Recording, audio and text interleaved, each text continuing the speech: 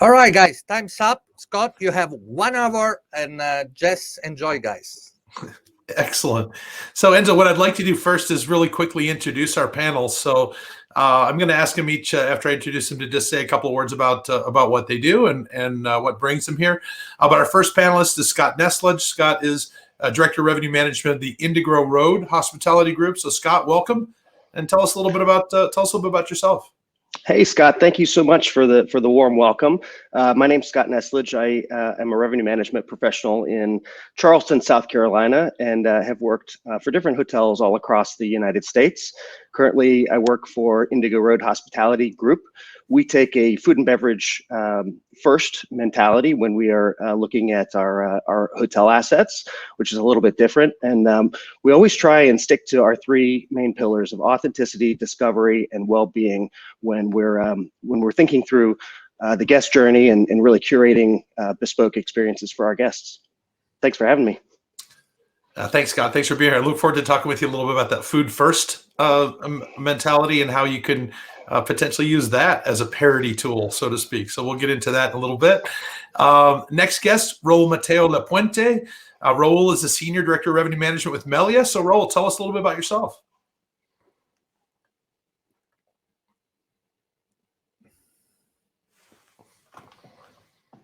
I think you are on mute, Raul.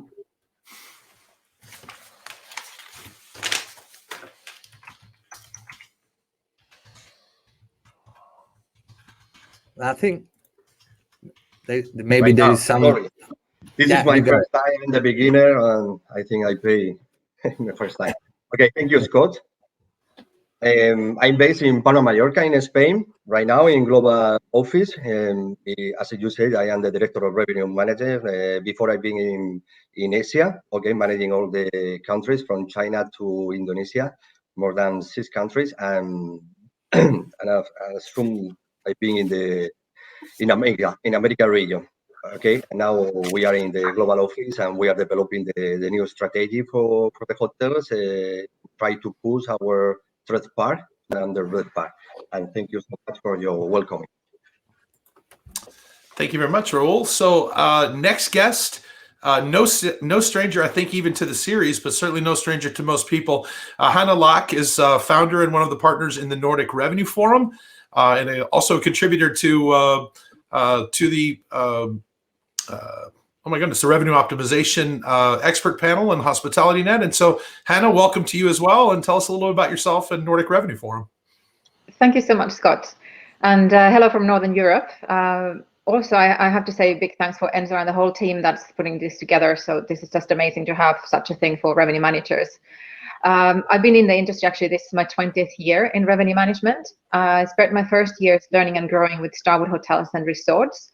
That was kind of my university for revenue management, I would say. Since then, I have worked as a revenue management coach and consultant, and I always focus on embedding the revenue management culture into the daily operations of my customers.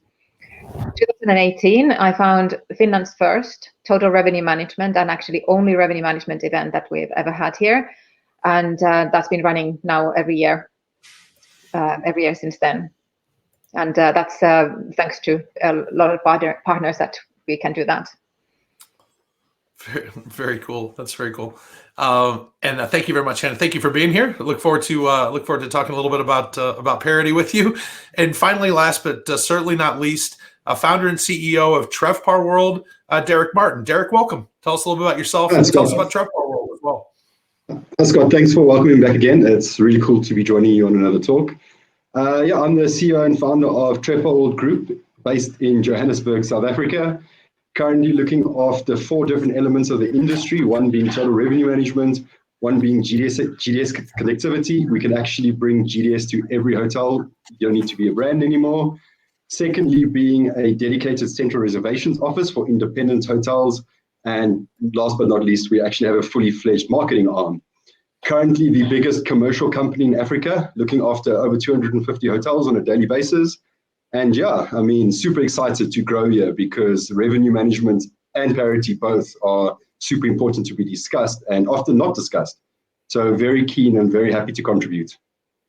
Thank you very much. And just before we talk about the actual the different opinions that came from this panel this time around regarding parity.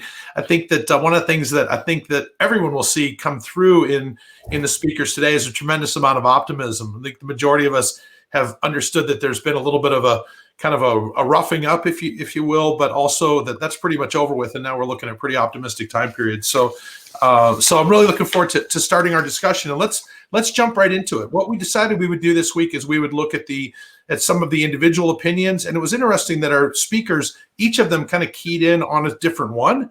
And so we're going to kind of treat that as the format this time. So just very quickly, we're going to highlight a couple of the posts. And the first one is one by Max Starkov, a pretty well-known and very frequent contributor.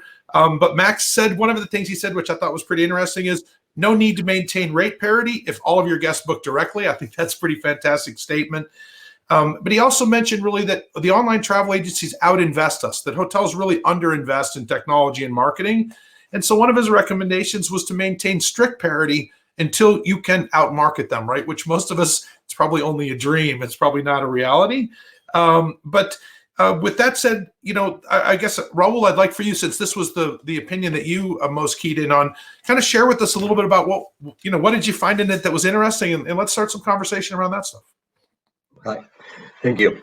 Yes, I mean, for me, it's clear the rate parity is obsolete. I mean, I don't think the rate parity has been there, maybe at the beginning in the concept, but I like the Max Starkov point of views about the system and the technology. The greatest chains or hotel chains, they try to develop the technological system, okay, and the OTAs, they are specialized or focused in the technology. Everybody wants to drive the direct channel, okay, for the cost distribution, very more efficient.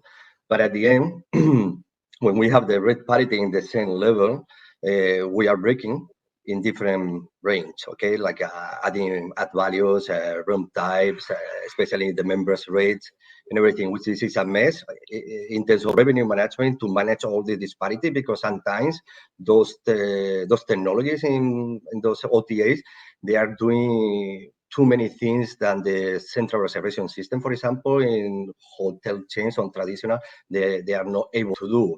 Basically, they can combine rates and they can drop you the most available rate in the market just with the name or summarize, But for me, is the hoteliers, they need to invest more money in terms of technology and system to develop because our website is, no matter how we are distributing our 1,000 hotels worldwide, we want to grab this market share in the market. Okay, we want to optimize, but we are in self like a OTA. Okay, and this is the first point. Second point is the marketing side. Okay, at that time, in the COVID time, is true. As far as I've seen in other companies or in the market, they don't invest as much money in the marketing because we need to moderate these expenses. But the OTAs, they are spending a lot of things, and that's why we get the billboard effect, they call, to our website. And then we need to grow up. This is technology. We need to move to the digitalize all the processes in the hotels. We need to be more aware how to distribute our rate, how to reach this market in terms of clients. And after that, when we have this, my next position is to go to the segmentation and to try to give the no advantage, but we need to give incentivize our partners, incentivize with the rates, different rates. I mean, for revenue management, in myself, I think there is no revenue management if we don't have set up different price, a different customer in different time. That's the truth. Now we are playing, and we are playing this game with all the partners. Let's say, to be fair, but at the end we are a little bit. I mean, all the partners are selfish like ourselves, and we try to reach those markets.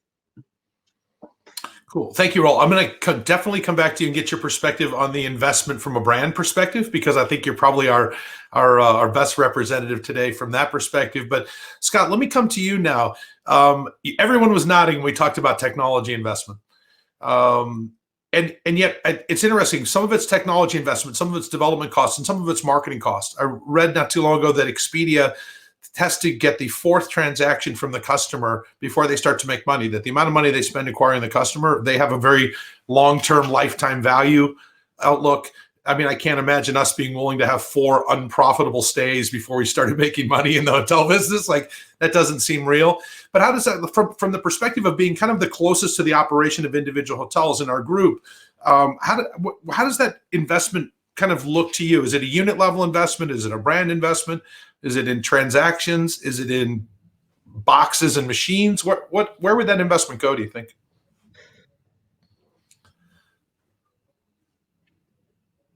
He's mute. There you go. Sorry about that. Thank you, Scott. I think it's really going to depend on a couple of things. It depends on, first, your the type of hotel or the type of asset that you're looking to manage, and then as a portfolio, are you looking to drive sort of a brand experience, or are you looking more to allow each hotel in your portfolio to shine maybe as its own individual star? I think that there's definitely a lot of value in having data that you can share across a portfolio. But if the strategies behind 2 different assets are very different, if they have different customer bases, it dilutes the value of being able to cross-pollinate some of that information. So I think the ultimate answer to your question, unfortunately, is it depends. But the piece here that I want to definitely, the point I would definitely want to make is, I think we have an opportunity as an industry to leverage all of our technology better. I agree that we need to invest in more of it, but I think the technology that we do have, we may not be using to its full efficacy. We have this model with a lot of vendors that we work with. It's software as a service, and there's a pattern of implementation, and then you're assigned an account manager that sort of helps you handle issues as you move forward in time. And I think what's missing from my perspective is sort of an ongoing, really active, proactive partnership. Learning about all the new features and things and the new developments in the systems is incumbent on the hotelier or the management company to go out and find these pieces of information and ask for help. And I think as these systems evolve, what I would look for in a vendor is more of a strategic partner that's going to help me learn as we go and leverage the systems to their fullest capability. Yeah, I think all of us have probably had the experience of skill atrophy with technology. I think back to like before 2000, implementing the first Delphi installation at a hotel that I had that went from manual to an automated sales system. We took all the sales department, we blocked a meeting room for 2 weeks. We trained the heck out of everybody.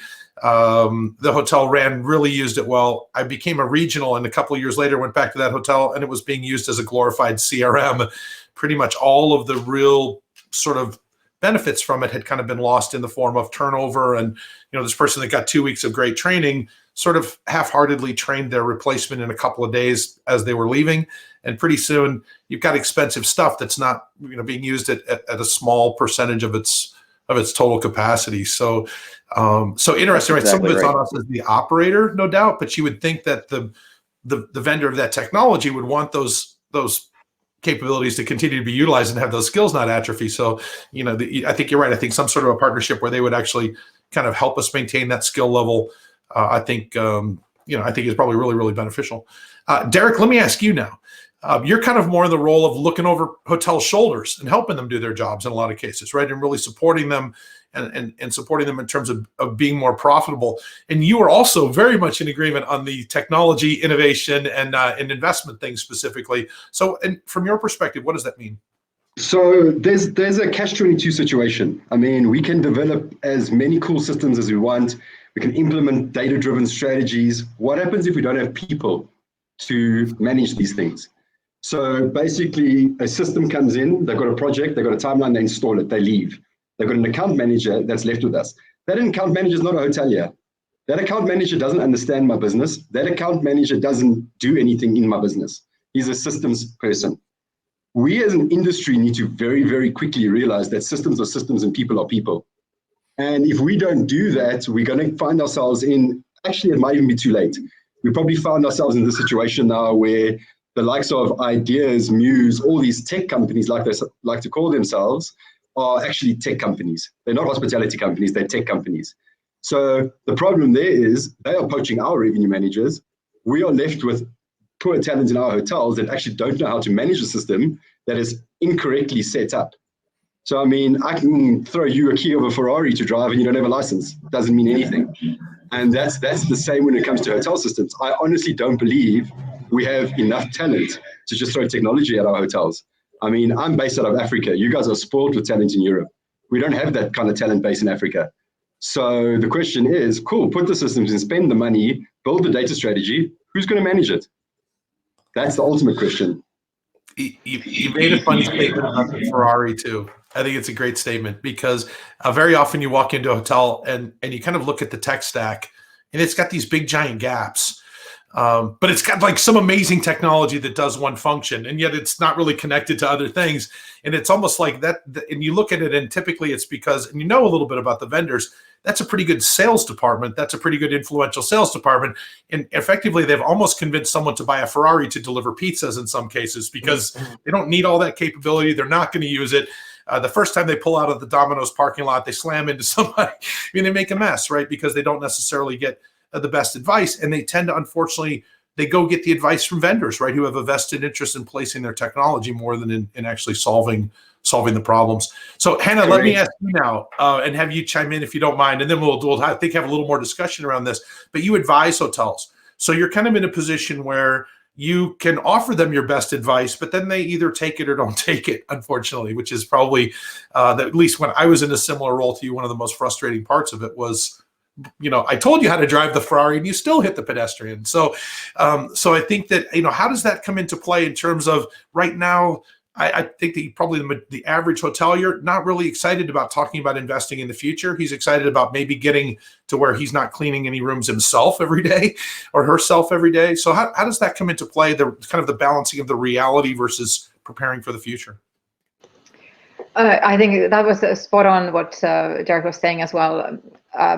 I've come across so many times that hotels, they have this state-of-the-art revenue management system, but the settings, like just the basic settings, are completely wrong. So then obviously the system is running the rates and everything completely wrong because it's not set up for the product quality that it should have. Or they have the system, but nobody's really looking at it, or they just take one report out of it, whereas it would offer so much great things you could do with the data on a daily basis. It is very hard, and that's why I always say that I'm focusing on bringing the revenue management culture into the hotel. So I really try to avoid being the external revenue management resource, because I think you have to have that thinking in the operations all the time, and then you have to involve more than just the revenue manager. You have to have the top management or the owner, hotel manager, hotel director, whichever title they have, involved as well, and somebody need to know what should be the outcome. And it's very interesting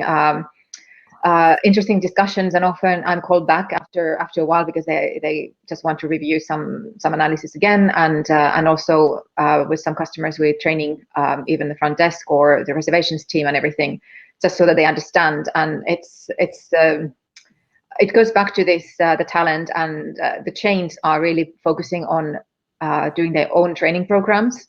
And this is something I think the private sector should also, or the private owners should also focus on, make sure that they staff has the right training and guidance in place. Sure. Yeah. I mean, clearly, the minute you have an organization, all of my actual revenue manager experience before becoming a teacher was running multi-branded portfolios in the U.S. and tremendous resource to have that much bench strength, right? That you have all these hotels. And so the best revenue analyst is going to probably be my next revenue manager. Whereas for a one-off hotel, they really don't have any place to put those people on the bench and have them learn. And so they pretty much each time roll the dice on a good selection. They've got a lot of training to do when they hire someone. And I think you make a really fantastic, you make a fantastic point. Let me stay with you for a second, if you don't mind. And you mentioned that sort of training and that understanding. Some of the stuff that we do puts us at odds with the operation. If we are looking at a total revenue as our incentive compensation measurement, even, let's say, in many cases, and the operator is measured on margin, then pretty much we're going to step outside once or twice a week and fight it out, is how that pretty much ends up. And so how do you help people over that piece from an education perspective? You know? I think that comes from the involvement, and it's from my experience, it's really the education. When people understand what is their role in the whole entity of the hotel operations, and how, for example, just a small example, whatever front desk is doing, how well they are updating the profiles, if that's the case, how that impacts the whole process. Also, just the PMS settings and how it comes kind of through reservations and front desk operations, and then goes to the finance team, and then comes back to you on the revenue desk. It really is communication, and I think that's something that makes this role rather challenging and exciting, because we have, perhaps we're like you mentioned earlier, we're data nerds, but then we also have to be people persons. And sometimes I've come across with a lot of feedback on how I am aloof or something, because I'm just so focused on my data and doing kind of really focused on that, and then you don't notice the people that perhaps around. So that's been something that I've been working a lot to improve the communication with the whole team, and to get the understanding from different departments, because the total revenue management is still not there on in our industry overall. But I think so Derek, that was on the tip of my tongue, but I'm going to let you say it because it's one of my favorite statements as well. But I think that's one of my most exciting things, or one of the things I'm most drawn to in revenue management, is it's pretty balanced in terms of analytical abilities and creative abilities, right? It kind of makes us think of both of them. It's numbers, but it's numbers about the future. So it's numbers with uncertainty. It's not finance. It's, who knows? You might decide to do something, one of your competitors does something, and what you decide to do doesn't work because of what they did. So Derek, do me a favor, throw that term in there when we talk about that stuff. Pretty common term with a lot of us, but let's get it into the conversation. I think you're muted. By the way, for those of you that are wondering if we're all rookies on webinars, we are absolutely not. Enzo put the fear of God in us about the mute button about 30 seconds before we went online. So, but anyway, that's why we're all fumbling with the mutes. But I think Derek, we probably can hear you now. So go ahead. That's it. So I popped into our little group chat. The world needs more geeks that can speak. I mean, my analysts love sitting behind their screens with their headphones in for 10 hours a day. No problem at all. Ask them to stand in front of a room of 100 people and explain a strategy, it becomes a different story. So we need data geeks that can stand in front of a big room and explain their strategy. Not only explain it, get the people or the audience or the hotel owners or anybody to buy into our strategy. And then actually to have the ability or the emotional intelligence to manage the process. I mean, hotels are emotional operations. I mean, you're getting deep involved in sales, marketing, operations. It's emotional. It's a tough task. And I mean, there's so many elements to generating revenue and making budget that the data is the key. But if we can't explain the data, it's kind of useless to everybody. So the key is ideally finding salespeople that love data instead of loving cocktail events with their customers, and merging the two. That's what we need to find. I totally agree. Yeah, I think it's one of the cool parts of our job, right? And I think that it's something that's evolved a little bit. There used to be, the revenue manager's role used to be to read a bunch of stuff and baffle everyone and scare them and talk about algorithms and bring up things. And now I think, quite frankly, the revenue managers that all of us seek, if we're really leaders, are the ones that can explain something pretty complex to a 12-year-old kid on the way to soccer practice, right? That's the one that really, if you can explain it to that audience, you probably understand it pretty well. But if you can, use 25 or 30 numbers in a sentence, that's actually, quite frankly, not very impressive to me at this point. I think it's exactly as you say. It's the ability to create meaningful insights, right? The ability to come up with something actionable, not just some crazy conclusion that's unfixable. That's not really that helpful in some cases. So Raul, I promised we'd come back to you before we move on from this topic. But tell me a little bit about, so Melia, right? You're in that same boat. Many individual hoteliers, they don't stand a chance in the generic search. But branded websites have enough juice that sometimes they can win if they're really well built and everything. So when you talk about the investment in tech, and we talk about parity, and we talk about, quite frankly, even shelf space in the generic search, what kind of stuff are you guys working on as a brand, and what are brands working on right now to try and fight that fight? Sorry, Scott, I didn't hear you because the network is okay. very bad. So basically, let me ask you, as a brand, individual hotels can't really win the battle with Google or with Booking and Expedia in an unbranded search or a location type search. But a brand website has enough power potentially that it can sort of compete, right? If it's done well. What kind of things are you doing at Melia? What are you looking at in terms of competing with the OTAs? You mentioned that parity was obsolete, which I thought was a pretty cool, pretty cool statement. But so, tell me how you guys are navigating that. How are you advising your hotels?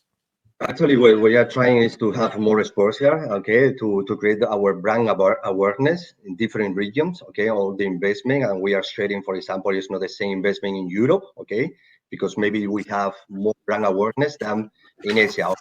In America, we are spending a huge amount of money only to position our hotels and to compete with these OTAs. And at the same time, we are trying to combine with them, the members' rates, okay, to try to and to create our database. Okay, when we have our database, we are more able to understand our customer profile, and after that, we try to target all this profile in order to reach them easy way, okay, and faster. Cool. So mass personalization, micro market segmentation, depending upon which way you want to look at it, but more direct connection, a more direct connection with folks. Well, cool. Hey, Enzo, let's we're going to talk about this the whole time. So let's roll to our next opinion. So the next opinion was submitted by actually a person who's appeared on our last episode, Jonathan Liu, and actually it was you, Hannah, that had some attention or that was drawn to it. But let me just pull out a couple of highlights. The first one, it says rate integrity should be a focus, okay, not rate parity. That's an interesting statement. Making sure you get the right rate to the right place is a challenge, absolutely. Understanding how rates relate to each other to drive value is an interesting statement. And then I think one that's really astute, and I think Trevor, we're going to get to, or Derek, Trev Parr, Derek, we're going to get to you on this one as well. But really to truly understand your distribution costs. And I think we're probably all going to end up with some discussion about how they're not really necessarily easy to find. But Hannah, tell us, what was it about that opinion that caught your attention? I think it was just like, I just tried to take notes, and basically I just took his whole statement because I think it was all spot on. First of all, yes, I think this parity discussion is a little bit, it should be more than just following some reports where it says, are you a parity or not? It should be, again, going back to, you have the strategy and then you follow up on that and you measure and so forth. And also on the parity, I think the discussion is really that we talk about parity against the OTAs or whichever their distribution spreads out to. Whereas we've never had parity, like somebody said here before. We always had I don't know, 600 rates in a corporate hotels, global corporate hotels, for example, that we manage. Some of them same rate point, some of them different. So it's really to understand, and what I really like the word was the architecture, the price architecture or the rate architecture that Jonathan mentioned. That's really like, if you take that view that it's an architectural picture strategy of your rates, then you start to understand everything that goes into that. I love it. I can see you guys nodding in there. So. And then something that has been a huge challenge is the distribution cost. Nowadays, there are now commercial like tech partners that can actually help you in figuring out what it is, but it is really tough, and very few hotels know what's left at the end of the day. With a mix of all of these rates that you have, commissionable or net rate, whatever it is. So to be able to understand per distribution channel, per customer, all of this different point of view that you look at the data to understand what's really putting into the margins and for the profits. There's been so many interesting cases that I worked with where we dig into and you really go and find out this data, and you find out it's like, oh my God, what have we done here? And then when you fix it and you measure the result and you see how much you were able to increase revenues and everything. So I think that's one of those, now I put this creative juice that you mentioned before. So that's where you put your creativity. How can we do this differently? Where's the solution?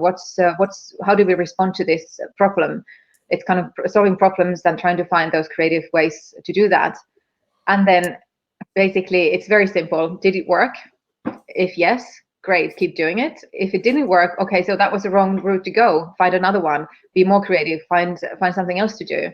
And of course, I mean, we're now in the pandemic time, so things have really flipped over at the moment. And I think now it's also very important to keep an eye on what's happening in the channels. I've seen several different trend reports where it shows that direct channel has been increasing, and I think it's purely because the international travel has stopped. So it's your local marketing is reaching your domestic customers, and then when people start to travel again, we will see again movement in the distribution mix, I'm sure. But yeah, it was basically everything he said. I could just sign up, and that's really how I see it as well. So yeah, that was very clear for me to choose Jonathan's point. Cool, thank you. Yeah, there was another post by Trevor Stewart Hill, and he pointed out that let's remember that rate parity was requested by the hotels, not the online travel agencies, as much as we want to be angry about it. And because it made it easier for us, right? We had a pretty simple approach that we could have then, and it didn't add this extra variable. And I think now it's time for us to really, we've got to become hip to what that extra variable means and how do we make that work to our advantage. Derek, let me ask you, right? This is your, I'm sorry, go ahead. Yeah, just one point to add to that. I think one of the things is that that's causing this still to this date, or well, up until the pandemic at least, is that OTAs, they are very good at offering their different promotional campaigns. And when you're in a meeting, even I nearly signed up for one campaign. I said, hang on a second, we have to do some calculations. And I went back to the office and I did calculations and said, hang on a second, this doesn't make any sense. We basically giving out 50% of our rate with this campaign, and we can't match that with our own system. And on technology as well, there's so many companies that don't have a PMS or booking engine that can handle any kind of promotions. So then you shouldn't do that with the channels either if you can't replicate it to your own customers. But yeah, that was the final point. Yeah, I think Max Starkov made the point that you should at least follow parity if you don't have the ability to get an advantage of not following parity. And I think that's an interesting statement that you make, right? That at least you're not charging more than some other channel, because the worst thing in the world is to give a customer effectively a value incentive to cost you a 20% commission. That's a horrible mistake. So yeah, that's one of the big ones. Derek, let me ask you, I mean, the name of your company is TrevPar. I mean, this is all about finding those individual expenses, and they're just horribly spread all over the P&L. And some of them are really an opportunity cost, even in the form of a margin. You never see that money. So you don't really have any way to measure that unless you're really astute. How does all that stuff come into play? How can we manage that? So, I mean, we refer to the term tech stack quite a lot. I mean, I don't even think hotels know what they have in place, let alone the cost of that. So as I said previously, is that systems people set up systems and hotel people run hotels. So for example, a system company is going to set up a system in such a way that it can maximize his own business first, not our business. He doesn't care that we pay commissions. He doesn't care that he's charging us $20 a transaction. He doesn't care. They're making $20 a transaction. I mean, we found a hotel now after analyzing the whole tech stack that was sitting at like $23 a transaction. I rebuilt their tech stack and we're coming in at $8 a transaction now. Not only is the reduction of like $14 a transaction, but we've got clean distribution, which means our gross revenue production increased by 40%. So now you've got a saving and an income, so your profit flows through. The problem is we don't have the skills to deep dive those channels and say, guys, what is the cost of a Synexus booking versus a direct booking, or this or this or this? Everyone can say it's expensive, but direct is just as expensive. I've mentioned this before in this discussions, is that you pay a marketing manager, you pay a graphic designer, you pay a web developer, you're hosting, you're updating your website, you're paying for meta search, you're paying for Google SEO. Guess what? That's probably more than 15% commission. So we also need to play smart. I mean, we can talk about direct, but you know what? I don't have a marketing department. I increase my commissions to 20%. I still make more. So we also need to be real with ourselves, because if your business can't hire people, maximize the OTAs because it's actually cheaper. So once again, it's a double-edged sword here. It's all based on your own operation, your own income statement, and your own profitability. If you can't afford to hire a sales team, maximize what you can.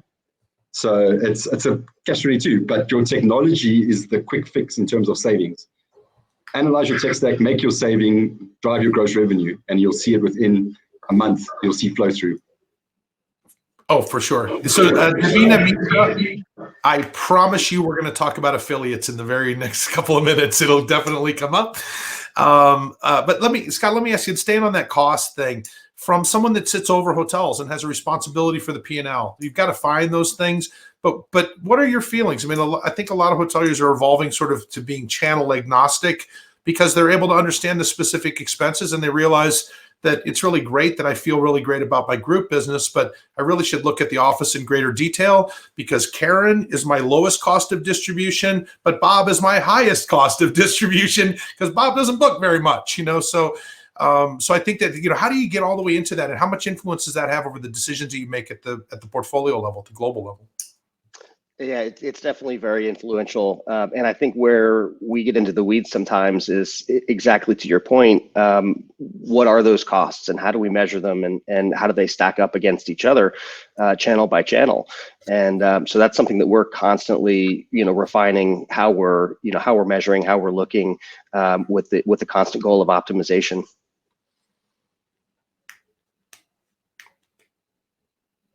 Did he freeze? Did I freeze?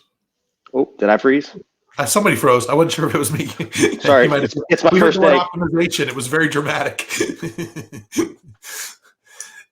So Raul, let me kind of ask you, sort of as the closing one on this topic. You're in the position of seeing this from the brand perspective. So the brands have done a lot of things to now kind of counter this, right, and go back to direct measures. But some of the stuff that you read and some of the P&Ls that I see, the additional loyalty cost that's hitting the P&L from the brand is kind of making the cost of distribution pretty equal to some of the brand direct distribution. Is that a discussion? How does that discussion work out in the corporate office? Is it about getting the direct business, or is it about an awareness of all that stuff? How does that play?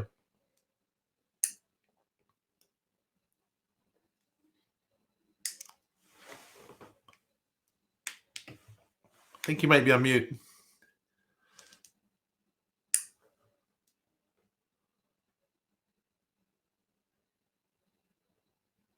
Oh. Yeah, now it's a little slow. Sorry so much. I said it's a complex question because what we are trying is to create our database, grab as much we can the market. I understand, like Derek said, it's about all operation. We try to drive all the market share to our direct client, because we have operation to manage, the graphic designer, the copy, the banners, and everything, and to invest by ourselves. But it's true, what we are looking for in the direct channel is our net income is the highest one, okay, more than the OTAs, and try to optimize with another channels or distribute our rates in different channels to get more profit. But as far as we can do now is to provide our guests a lot of experience. We are working in the experience side, okay, and then we try to add values to them as much we can in the market to grab this market share. This is really what we are focusing now in those days. Yeah, I think that's the next topic is going to get us all into sort of how do we capture that customer, right? If we're capturing them all, I think we're still talking about a relative agreement that the public rate parity thing is probably something to go with. But the reality is we're not selling most of our rooms at those price points anymore. They're kind of this thing that sits out there that then everyone runs underneath. So Derek, before we move on to the next one, I was actually hoping to mention, you mentioned something about this third-party business, this very agnostic kind of business, and it gets fee structure associated with it. Talk a little bit about that, if you don't mind. So, we need to understand that our guest is the OTA customer before the our guest. I think we forget that. Remember, these guys have their own targets, their own incentives, everything to convert the business. So when you're looking at your third-party fees and your third-party things, it needs to be a win-win situation. So you need to be able to turn any distribution setup or any contract you put in place for distribution into a win-win setup. And that's when you look at your third parties. Is it cheaper to outsource than insource? Is it easier to get talent outsourced than insourced? I can guarantee you that many hotels won't pay my revenue analysts what I'm paying them, purely because hotels don't pay revenue people what they should be paying revenue people. But revenue managers and directors of revenue should be, in my opinion, the highest earning in the hotel, because they have the power to make or break your whole business in one click of a mouse. We tend to forget that. And that's in theory, I call that the revenue disrespect we get as professionals in what we do. It's you shout at us, you scream at us, you swear at us, we're not making enough. But you know what? As quickly as I switch your lights off, I can switch your business off too. And I don't think people realize that. And with great responsibility comes great power. And with great power should be coming great pay. So that is why all of us actually have opportunities, because it's cheaper to outsource. It's more efficient to outsource. It's actually, in most cases, it's a tax write-off too. Outsource companies don't go on maternity leave. Outsource companies don't call in sick. So not only do you need to take that as part of your cost, that's probably the biggest element you need to take. Doesn't matter what PMS you have, if your staff aren't doing what they need to do, it's still a cost that can be managed. So it's also the whole debate. We don't have enough talent to do it ourselves, but we don't want to pay to outsource it and do it right. So once again, it's that cycle of viciousness of we're never actually going to be able to distribute correctly unless we wake up as an industry and modernize our thoughts. Yeah, I mean, that's a fantastic point, and I think Enzo, we're going to move to the next opinion in 1 second. But I think what you bring up is really very interesting, right? That whole idea of what is good business, what's bad business, how do we decide what to do with that, and really is it? We've kind of had this very Darth Vader OTA sort of a thing, as opposed to being numbers driven to a certain extent. We've let ourselves get that way. And I think that's something that we probably should check out a little bit in terms of what we do. And if we can be a little bit smarter about it, there's a benefit to OTA business. You only pay for the business you get. Now, the percentage is really large, but you're going to pay Bob, the sales manager, in my last example, whether Bob books anything or not. Bob's still going to eat in the restaurant. Bob's still going to do his things. Bob's still going to get his benefits and all this stuff. If Bob's not productive, Bob's a sunk cost. Whereas you might be paying 25% per transaction, but you're only paying on the transactions, right? You're not paying with risk. So there's a lot of those other things really to consider when you look at that stuff too. So awesome, guys. Thank you. Let me, for the sake of time, we got a couple other opinions we want to talk about. So Enzo, if you could move on to the next one. The next one is Fabian Bartnik submitted this. Oh, I'm sorry, I got the order wrong. Never mind. You're right. I'm wrong. The next one was submitted by Nicole Adair. Nicole is Corporate Director of Revenue Management for Scepter Hospitality for SHR. And she brought up the concept of third parties. So here we go. Now we're going to talk about this slightly lower rate thing. Let's talk about affiliates.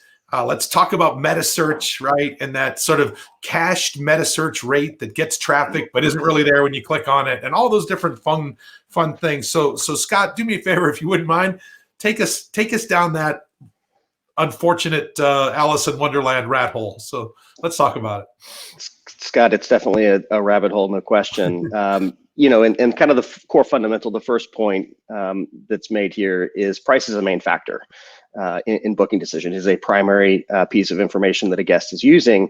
And when you have the proliferation of meta search sites in combination with wide-ranging distribution, you're all of a sudden seeing all of these rates in one place. And the incentive of all of these players in the meta search space is to try and win more than their fair share of clicks and bookings.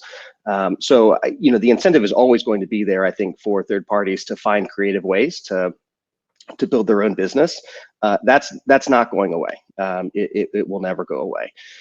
So where does that leave us as hoteliers? And I think the answer, the first piece of the strategy here, your first line of defense against third-party parity issues is direct bookings. The more you can grow your direct booking base, the less reliance you have on third parties. And as an industry, we'll never get away from third parties and wholesalers and things, I don't think. But if you can at least reduce that dependency by creating this really robust direct booking experience, some of the from my experience, some of the most common parity issues are from some of the highest cost channels. Wholesalers, bed banks those rates tend to find their way into corners of the internet where we may not have intended them to go, and that's definitely one of the root causes.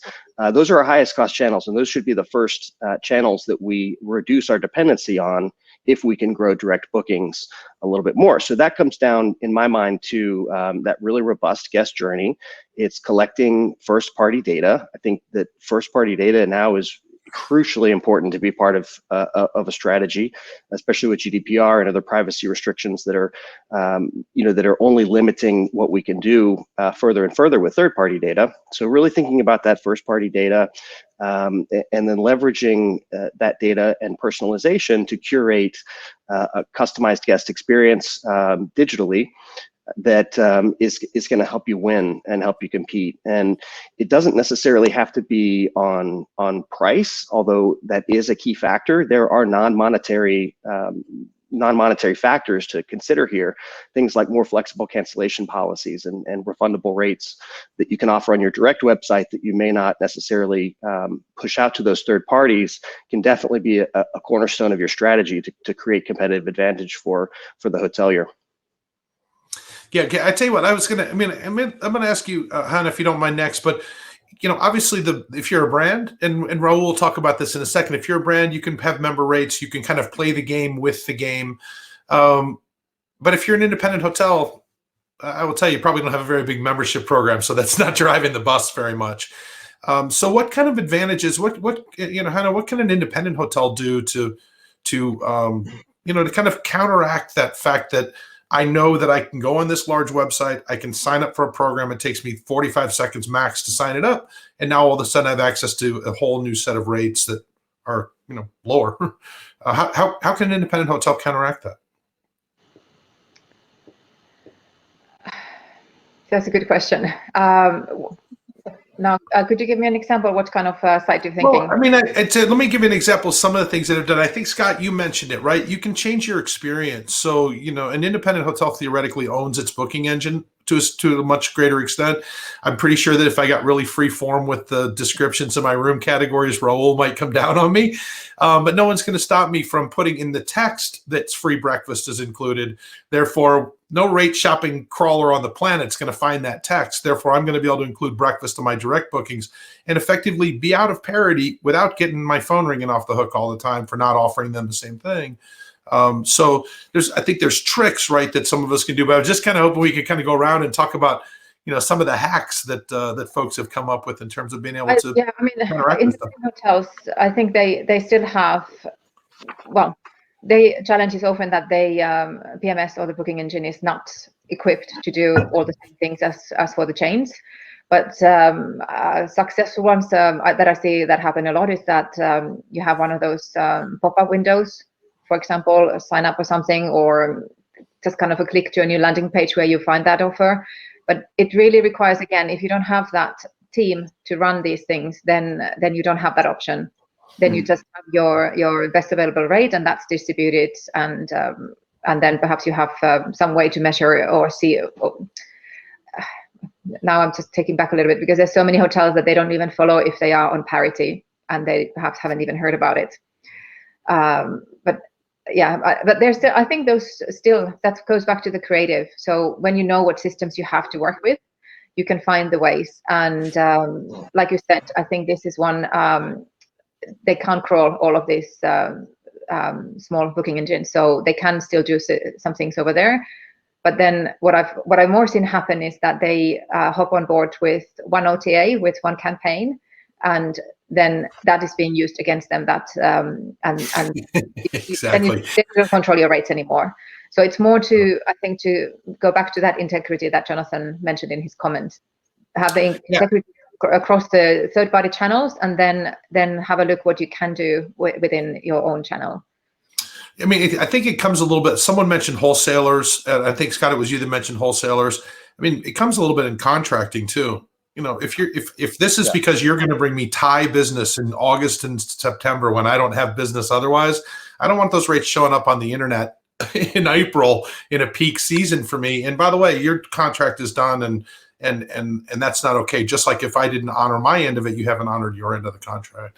So I think there's some stuff that we can do just from an enforcement perspective. The bigger one feels to me like the affiliates of Booking and Expedia with that short-term grab, and often it's not even really the real price. It's a cached price that looks good. You click on it, you get to a parity rate. It's then they got to show you the real price that you would book, but now you're on their site, right? And you've seen 90, everyone else is charging 100. Click, oh, it's also 100. Well, you just wonder, that's got to work or they wouldn't do it. Right? And then, right, go ahead. I'm interested to hear, Scott had some idea as well, so interested to hear your point. Yeah, so Scott, go ahead. I mean, if you wouldn't, I mean, that's obviously a big thing, right? It's impossible. It's not impossible. You typically have to get a credit card and book the reservation to find out how it's eventually going to get back to you anyway. It's not like it's real obvious, even who's got the inventory that they're selling. So you mentioned, Scott, that's kind of, that's happening to you guys. Tell us a little bit about that. Yeah, it's definitely a very tricky issue to try and diagnose. And you're exactly right. The best way to figure it out is literally to just create a booking and see what rate plan that came back in on.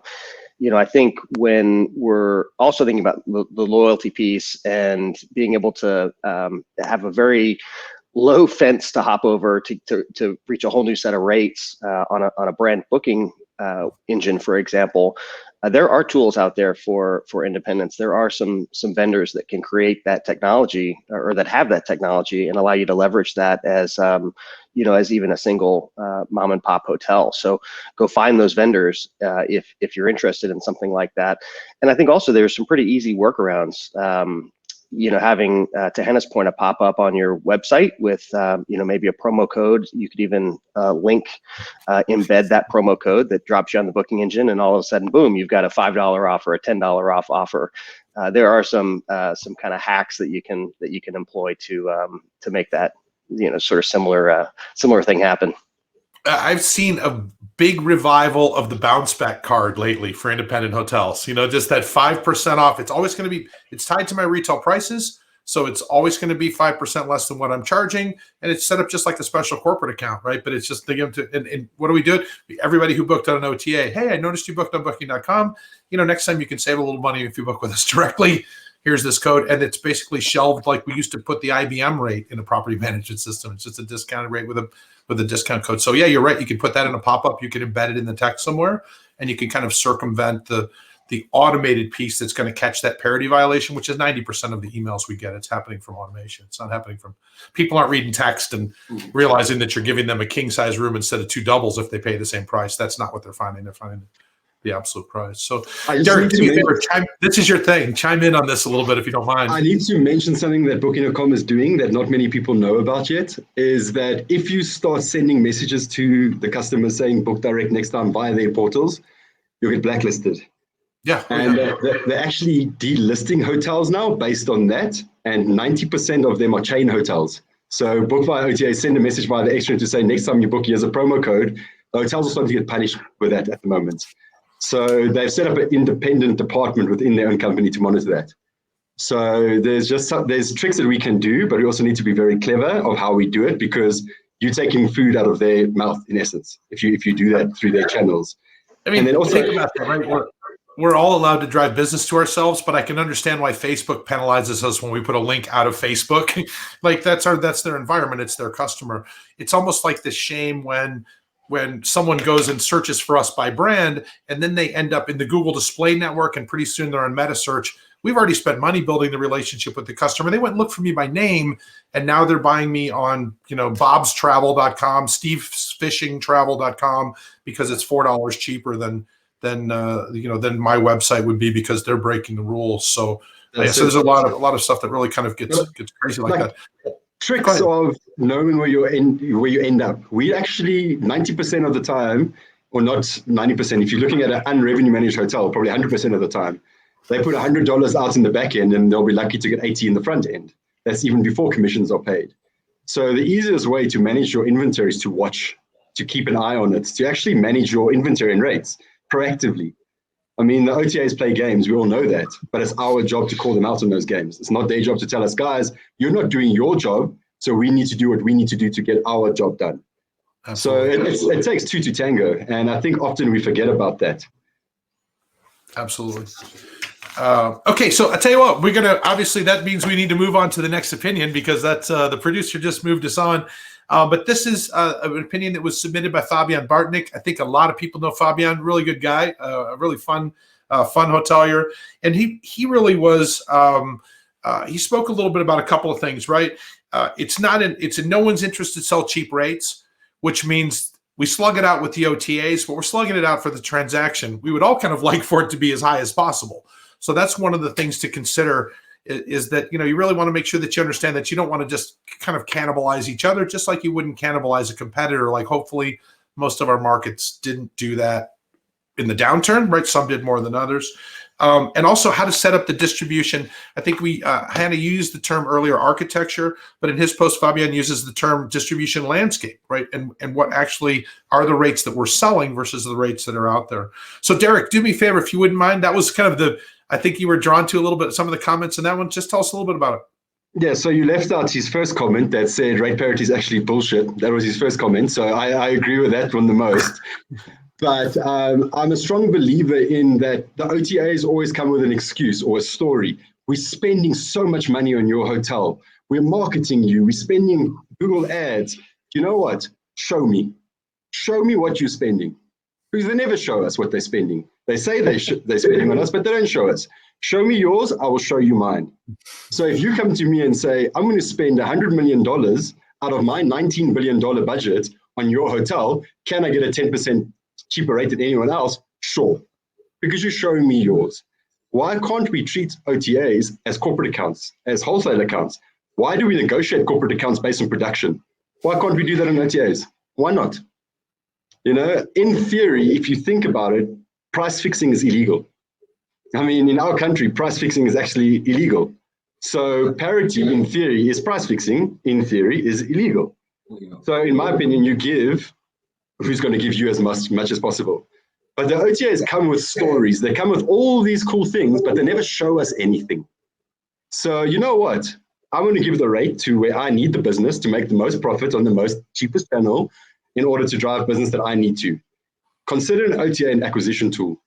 It's a great tool to get the customer into your hotel the first time. And also, once he's there, it's your responsibility to make him your direct booking customer. It's very, very expensive to find a new booker on your direct website compared to converting an OTA booker. But it's our responsibility to do that. We don't take enough time. I mean, Hannah mentioned guest profiling. I mean, how many hotels don't even take away the Agoda or the generic email addresses from the OTAs? That's your first problem. They're never going to get your comms. How many of us actually make sure that you actually fill in the right telephone number or nationality or things like that? So it stems way, way deeper than just parity. I mean, the OTAs are doing what they need to do in order to survive. And they're doing it because we're not doing what we need to do as an industry. It's a game. I mean, they are winning this game because they've got more talent and technology than we have. And we need to change our mindset to beat them back. And we can talk for days about parity. We can talk for days about direct needs to be cheaper. But what are we going to do about it? That's my question. Can you say no to the business? Can you switch it off? No. So do you know what? No matter what we say, they still have the power.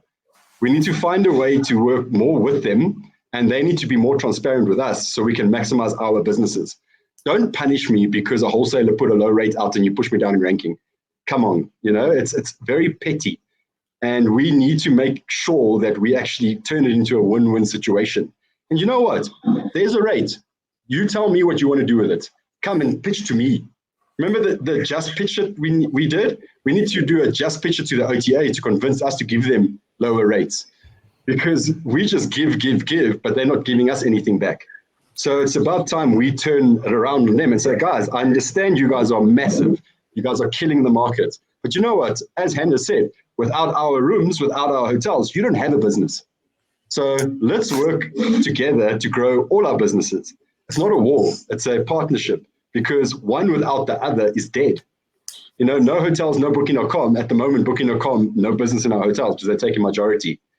And we are given them the power to do it because we're lazy. I mean, revenue managers in our world, first of all, there's not enough of them, and there's not enough time in the day to do everything. So we need to make sure that we take the power back, number one, but also be fair and realistic that we can't do it without them. So that's the ultimate discussion. It's yin yang, balance out. Let's make money together. Don't I make one mistake, you screw me, then I get a fight, and then I write a parity email, and then it becomes an argument, and then we have panels like this. So it needs to be more of a relationship or a partnership. It's not a war, it's a partnership. And if we see it like that and we treat it like that, it's worth it.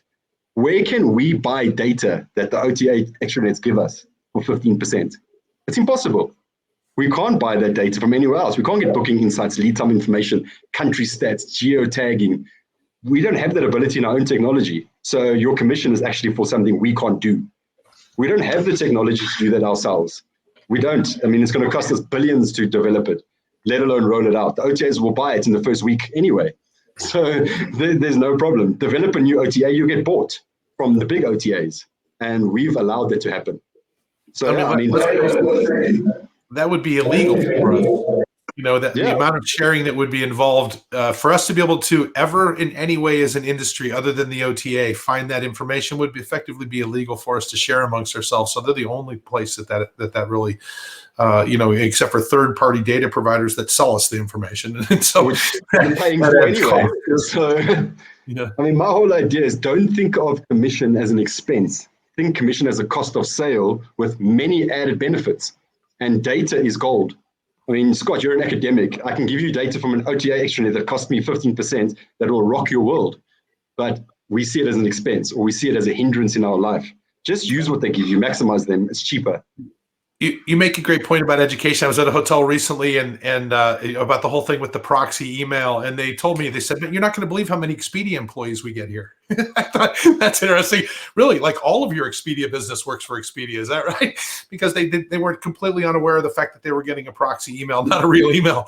So it involves being educated and knowing what's happening too. There's no question about that. To the next point of that is you need to remember that the person from the OTA shouting at you about parity was probably a revenue manager a month ago in a hotel too. So it's very easy to swap hats and say, you got parity now, this is unacceptable. It happened in my market. One of my account directors became a group director in a big hotel chain. And he literally didn't love this hotel chain. Now he's promoting OTA promotions through them. So I'm like, man, it's very quick to change your hat. But regardless of it's about making money more than ever now. It's about survival at the moment. It's not about maximization. It's about survival. And when you go to war, you take every piece of ammo you have with you. And an OTA is probably the most important right now. Yeah, I think you're right. Imagine it's a pretty big mercenary army. And as long as you're willing to pay the price, they will fight the fight for you. Yeah, I think that's a good way. Correct. It's a partnership. We mustn't forget that. So, Raul, let me ask you from the brand perspective. How does that play out? We really got a few seconds, guys. We just got really 1-2 minutes. Okay. Closing words. Raul, closing words. How does it play out in the brand? Okay. For me, it's clear. You know, many times the OTAs visit us and they say, you are expensive than the market, okay, or your competitor. Okay, that's my price. Now I need to compete in this rate parity, which is not true. Go to the mobile apps, okay, you get 5%, or you go to the membership, or you go to add different values. For example, we try to add different values in the room types. We try to sell rate plans, different rate plans that the OTAs doesn't want because they want the entry level and they want to produce the volume. It's no matter of the ADR, it's a matter of the price. They want to produce amount of money, really, like this.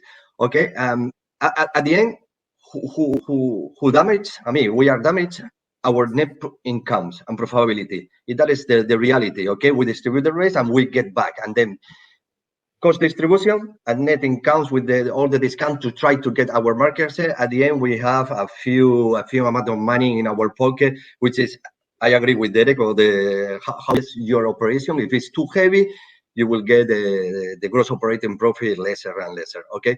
And for me, this is one of the things we need to change, okay? I agree. We are in the partnership, but always discounting and always is undercounting rates, okay? Never pushing up the market, okay? And then it's very, very difficult, no? Nowadays with the COVID-19, it's even worse because we don't have restriction, we don't have condition, we don't have nothing. I mean, you can come today to my hotel, it's true, it's empty, you can get the rate, but you can cancel me in 5 minutes before you arrive. That's the reality. Okay, thank you. Hannah Locke, final word. This was very interesting, and I just realized that, oh my God, time is up, and we didn't cover so many things that are related to this, the customer perspective, and and we're just chatting here with a panelist and just scratching the surface, so to say. So this is not the end to all means, this 1 hour session here. But I think the architecture and understanding from that point, that's a good place to start, to have an overall picture of all the opportunities and different channels, different customers that you can build your strategy on. Cool. Okay, thank you. Hey, and Scott, let me give you the final word on the whole thing from the owner's perspective. I agree with you, work? Hannah.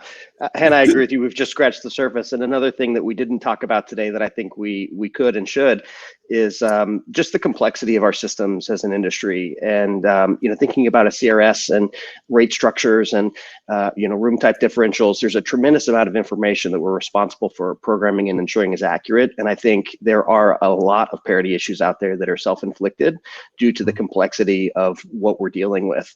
If you think you're in parity and you're not searching for 3 guests, 4 guests, 2 adults and 1 child, and understanding at all of the different differentials, if you are actually in parity, you're not doing a complete job. And that's where I think, we've got a whole nother topic of tools that can help hoteliers in understanding how they're priced in different channels in different countries at different occupancy levels for all of their rate types.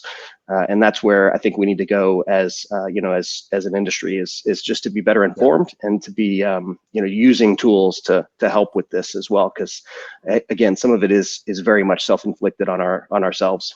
Thank you very much for the conversation today. Panelists, thank you very much. I think, Enzo, that's the perfect segue because I just heard Scott say tools. And I think we're going to talk about tools next. So let's first of all thank you all, Scott, Hannah, Raul, Derek. Great panel. Thank you very much. It was really, really interesting. Obviously, so much we can talk about this. It's our sweep topic or sweep topic, right? In hospitality, when we need ratings, we talk about parity. And I think this was a really interesting conversation. Thank you, guys.